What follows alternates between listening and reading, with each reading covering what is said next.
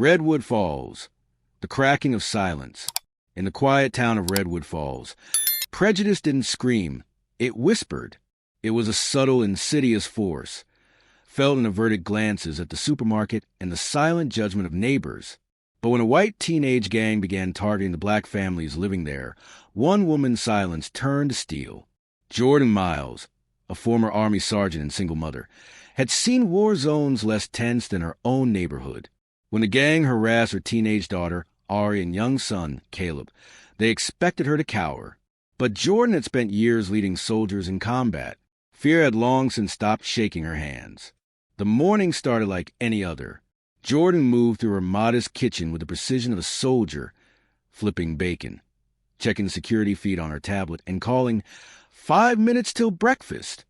Upstairs, Ari grabbed her gym bag while Caleb tumbled down in dinosaur pajamas. Everything in Jordan's life ran on a strict routine. Color-coded calendars, mental threat assessments, school pickups timed to the minute. But when her elderly neighbor, Mr. Reynolds, stopped her outside with grim news, the day shifted. More vandalism, he said quietly. Spray paint, broken windows. Same symbols I saw back in the 60s. Jordan's jaw tightened. The Fergusons, the only other black family on their street, had just been hit. I'll keep watch, she promised. Later that day, the cracks widened. At the local supermarket, a security guard shadowed them. A deli worker ignored them. Other shoppers clutched their purses. Jordan kept calm, noting names and badge numbers in her phone, her daughter watching her every move. On the way home, they took a shortcut. That's when trouble found them. A group of 5 boys blocked the alley. One wore a school letterman jacket, Logan Davis, the sheriff's son. Another, Jordan recognized from the grocery store, Jake Matthews, son of the rude deli worker. Well, Logan smirked. Look at the little field trip group. Ari stepped in front of Caleb. Leave us alone. They didn't. Caleb's bag spilled, apples rolled, and the boys jeered. Logan pushed him. Then Jordan's SUV came roaring around the corner, lights blazing. She stepped out, calm but deadly. Step away from my children. You threatening us? One asked, filming. No, I'm promising consequences, she said, naming names, calling out their parents, and reminding Logan that hate crime charges stick harder than teenage pride. The boys backed off. That night, a video of the incident went viral. The town's social media turned into a battleground. Some accused Jordan of overreacting. Others called her a hero. She documented every detail, location, quotes, names, and emailed it to her lawyer, school administrators, and civil rights advocates. But it wasn't over. Later that night, Jordan spotted a dark Chrysler idling on the street. Security footage was wiped clean. Cameras were jammed. Left on her porch was a single white rose, just like the one found at the burned-down home of a black family who left town 3 years prior. Jordan didn't flinch. She called her attorney, Elena Torres, and her neighbor, Mr. Reynolds, who had caught the mass intruder on camera. Someone wasn't just watching. They were planning. Jordan began organizing, calling contacts, reaching out to journalists, because this time they had picked the wrong mother, and she wasn't going anywhere. In the morning, the white rose still sat on the porch, its petals untouched, but its message unmistakable. Jordan picked it up with gloves, placed it in a Ziploc bag, and labeled it like she used to do with battlefield evidence. This wasn't just intimidation, it was escalation. Inside, Ari sat silently, scrolling through messages. Mom, they're saying I made the whole thing up, that I staged it for attention. Jordan took a breath, suppressing the fury clawing at her chest. That's how they flip the story, baby. First they hurt you, then they make you explain why you were bleeding. Caleb was unusually quiet, eating cereal without his usual dinosaur impressions. Jordan ruffled his hair. We're safe, and we're going to keep it that way. She drove straight to the sheriff's office.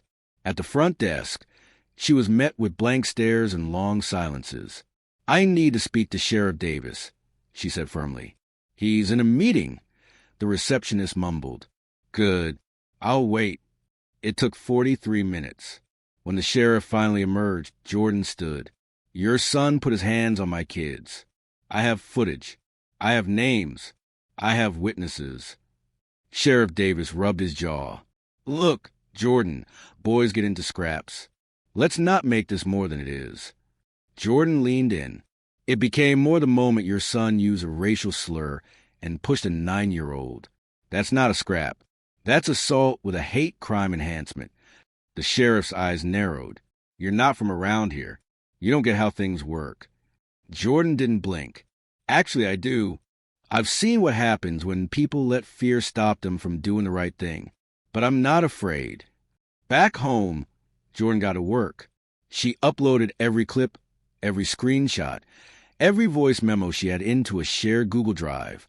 Then she emailed a link to a civil rights reporter at the Houston Chronicle, her lawyer, 3 military buddies now working in law and media, the principal of Ari's school, the NAACP. That evening, Mr. Reynolds came by with a flash drive. This is from my backup camera system, he said. Caught everything. The guy in the mask. He's got a limp.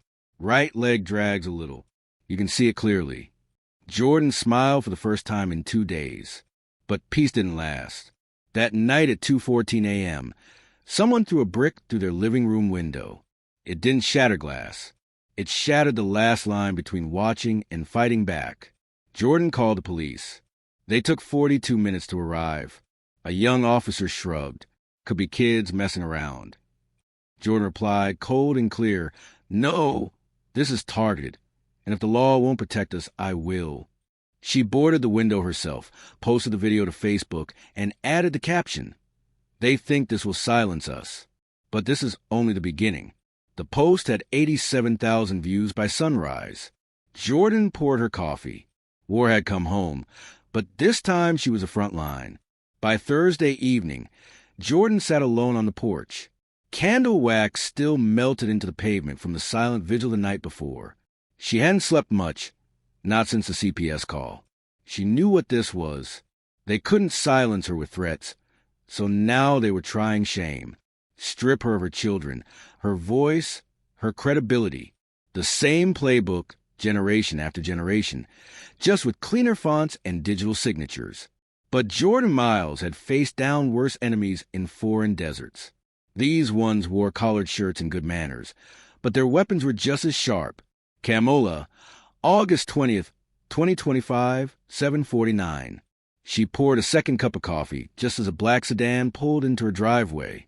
2 CPS agents stepped out. One older, white, stiff-backed. The other young, brown-skinned, eyes scanning everything. Jordan opened the door before they knocked.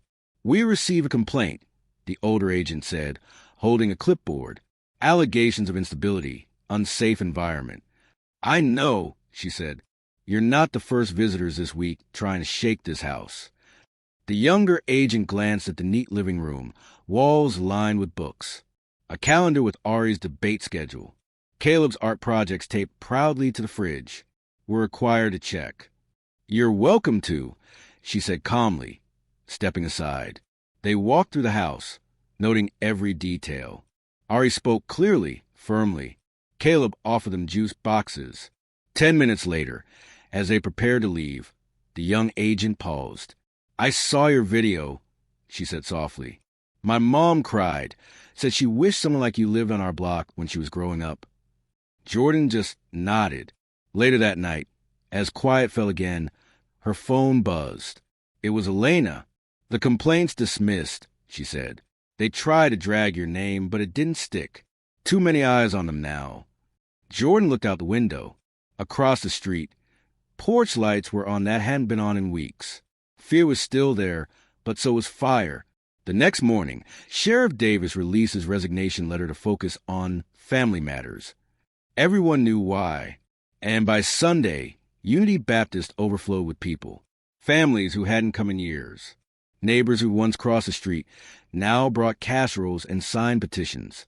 Near the altar, Pastor Lorraine announced, We've created a new neighborhood council, and our first chairperson unanimously voted Miss Jordan Miles. Applause shook the ceiling. Jordan stepped up slowly. She wasn't a politician. She didn't want to be. But she looked at Ari holding Caleb's hand in the front pew.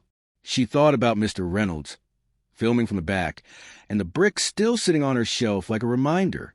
This started with hate, she said, but it ends with us standing together, not because we're fearless, but because we're finally done being quiet. And with that, she stepped down, not as a victim, not even just as a mother, but as a leader, because in Redwood Falls, one woman's refusal to flinch had cracked open the silence and let the light flood in.